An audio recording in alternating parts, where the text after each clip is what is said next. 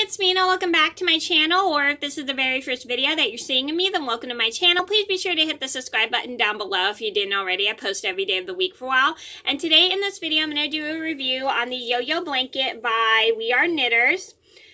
Now, I did make this video before, but the lighting was acting kind of weird, like it was going in and out, and so I felt like you guys weren't going to be able to see what I was talking about. So I'm redoing the video, so I'm going to get started.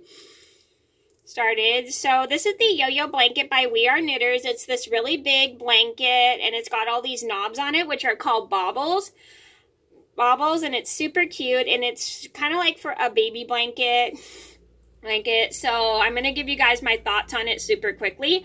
So this blanket was one of those projects where I had a love-hate relationship with.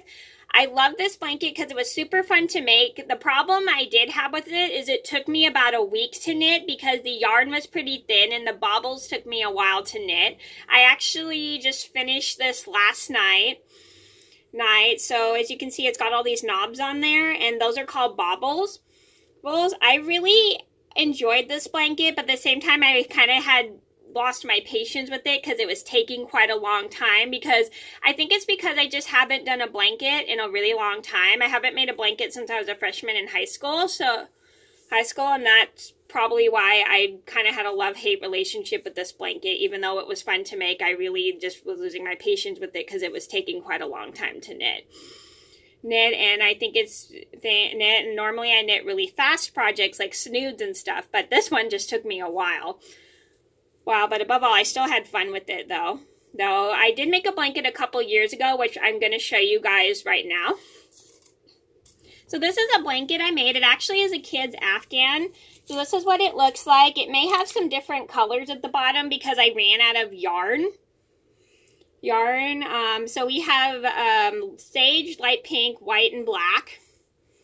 And then at the end I just have forest green, kind of like a peachy pink, and then black. And the reason why I have those different colors is because I ran out of yarn, and I did this until I ran out of the colors I had. So this actually was this one also took me a while. I can't remember how long it actually took me because I made it such a long time ago that I haven't,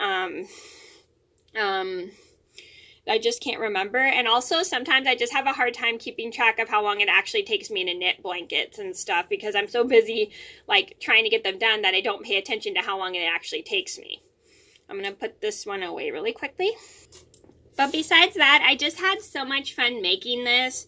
I think my favorite part was making the baubles and stuff. The only trouble I did have was the border because I have quite a hard time changing my stitch when it comes to a border.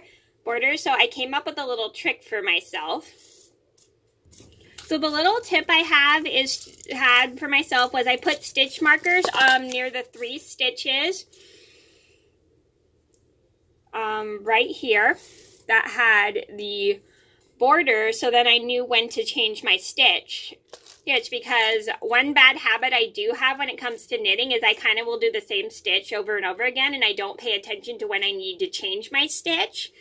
And that's one thing I have a hard time with. So that is a good tip, is if you're like me and you have a border that's supposed to go around your project, use stitch markers so you know when to change your stitch. Even though the pattern didn't say to put stitch markers, I still recommend putting stitch markers so if you need to change your stitch. So that's what I did, so I wouldn't get confused of which three stitches needed to be stayed the same as I put stitch markers, so I wouldn't get confused.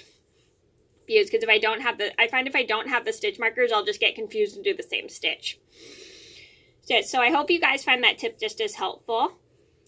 And this was a pretty time-consuming blanket, like I said before, because I did have to rip out and start over once because I messed up the first time, and then I had a little trouble of where to put the baubles, so I had to write down where I put the baubles on the pattern, and I would get lost of which rows I was on because there were certain rows that needed baubles on certain directions. So I needed to find a way to put the bobbles in the right direction. So what I did was I wrote down which rows I needed to repeat and which row I was on for the repeat. And I do have a whole video of that, and I'll link that down below if you did not see that.